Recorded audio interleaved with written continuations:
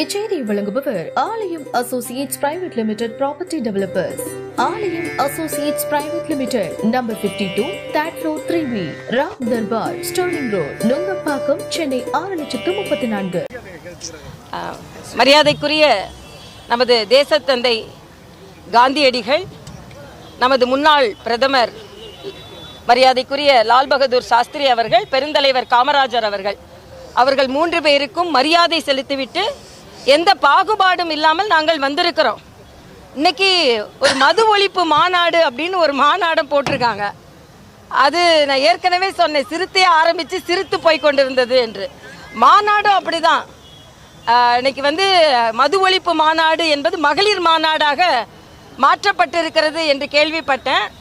மது ஒழிப்பு மாநாட்டிற்கு அவர்கள் கட்சியிலேயே ஆதரவு இல்லை என்பதையும் நான் கேள்விப்பட்டேன். இதுதான் அவர்களின் கொள்கை.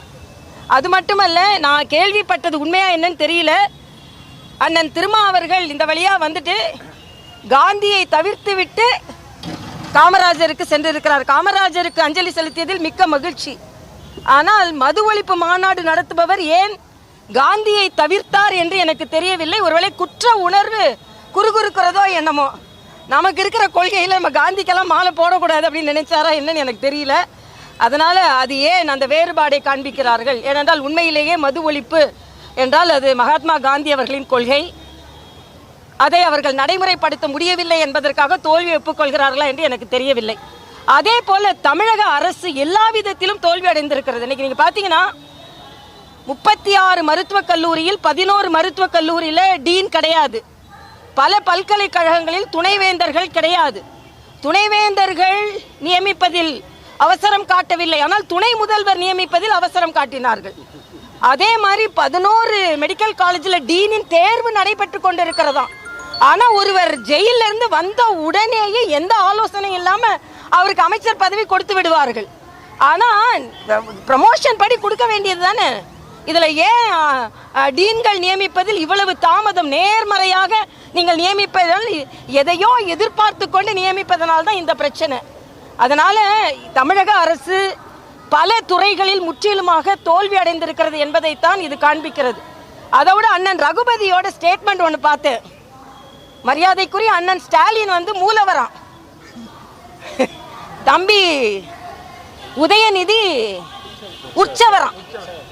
அதாவது இங்கே உள்ள அனைத்து, என்ன பொறுத்த வரைக்கும் எப்படின்னா, மூலவர்னா தமிழகத்தில் நடக்கின்ற அனைத்து முறைகேடுகளுக்கும் மூலமாக இருப்பவர் மூலவர். தனக்கு துணை முதலமைச்சர் கிடைத்து விட்டது என்று உற்சாகமாக இருப்பவர் உற்சவர்.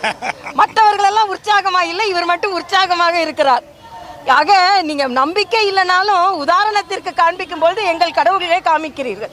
ஆனால் அதே நேரத்தில் ரகுபதி அண்ணன் சொல்றாரு, இந்தியா முழுவதும் மதுவிலக்கு கொண்டு வரட்டும், அப்புறம் நாங்கள் தமிழகத்தில் கொண்டு வரோம். நான் ஒரு சேலஞ்ச் பண்றேன், தமிழகத்தில் மதுவிலக்கு என்று அறிவியுங்கள், அதற்கப்புறம் நாங்கள் சென்ட்ரலில் போய் கோரிக்கை வைக்கிறோம்.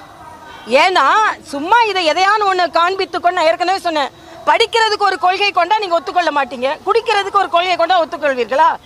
ஆக இன்னைக்கு பார்த்தீங்கன்னா இன்னொரு அபாயகரமான ஒரு செய்தி, உயர்நீதிமன்றத்திலிருந்து போக்சோ சட்டத்தில் இன்னைக்கு ஒரு சிறு பெண் பாலியல் பலாத்காரம் செய்தது 12 நாளைக்கு பின்பு தான் தகவலே அவர்கள் பதிவு செய்திருக்கிறார்கள். அதனால் சிபிஐக்கு மாற்ற வேண்டும், தமிழக காவல்துறை மீது எங்களுக்கு நம்பிக்கை இல்லை என்று சொல்லி இருக்கிறார்கள். தமிழ்நாட்டில் RSS ஊர்வலத்துக்கு அனுமதி கொடுக்க மாட்டாங்க, ஆனால் நேராக போய் யாரையாவது அரசியல் கட்சி தலைவரை கொலை செய்து விட்டு போகலாம் என்றால் அது இலகுவாக போயிடலாம்.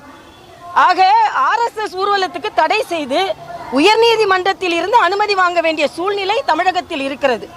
ஆக யார் நல்லவர்கள் யார் எதிரானவர்கள் என்பதை வரையறுத்து பார்க்க முடியாத அளவிற்கு கூட தமிழக அரசு இருக்கிறது என்பதுதான் எனது கருத்து. இல்லை, இது அவங்க உட்கட்சி மீட்டிங்கில் பேசினது, அதை பற்றி நான் ஒன்றும் கருத்து சொல்ல விரும்பலை. ஏன்னா அவங்க ஃபாலோ பண்ணிட்டு இருக்காங்க, அதை பற்றி நான் கருத்து சொல்ல விரும்பல. இல்லை, நாங்கள் கூடியிருக்கோன்றதை என்னால் சொல்ல முடியும். நாங்கள் பல இடங்களில் 2வது இடத்துல வந்திருக்கிறோம் என்பதை நான் சொல்ல முடியும்.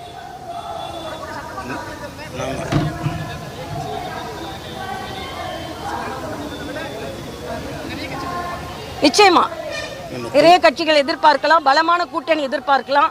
2026 ஒரு ஆட்சி மாற்றம் நிச்சயமாக நாம் எதிர்பார்க்கலாம். ஏன்னா பல பேருக்கு ஏமாற்றம், உதயநிதிக்கு ஏற்றம், திராவிட முன்னேற்ற கழகத்துக்கு 2026 ஏமாற்றம்.